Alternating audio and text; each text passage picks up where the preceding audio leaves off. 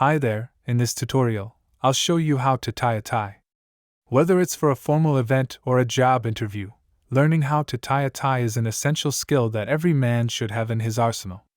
So, let's get started. First, drape the tie around your neck, with the wide end on your right side and the narrow end on your left. The wide end should be about 12 inches lower than the narrow end. Cross the wide end over the narrow end, so that the wide end is now on your left side and the narrow end is on your right. Bring the wide end up and over the narrow end, then loop it behind the narrow end and bring it up again on your left side. Next, bring the wide end down and through the loop around your neck, then tighten the knot by pulling on the wide end while holding the knot with your other hand. Cross the wide end over the narrow end again, this time from left to right. Bring the wide end up and through the loop around your neck from underneath, then bring it down and tighten the knot by pulling on the wide end while holding the knot with your other hand. Finally, adjust the tie so that it sits comfortably on your neck and the knot is centered.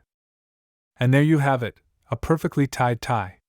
With a little bit of practice, you'll be able to tie a tie with ease and look your best for any occasion.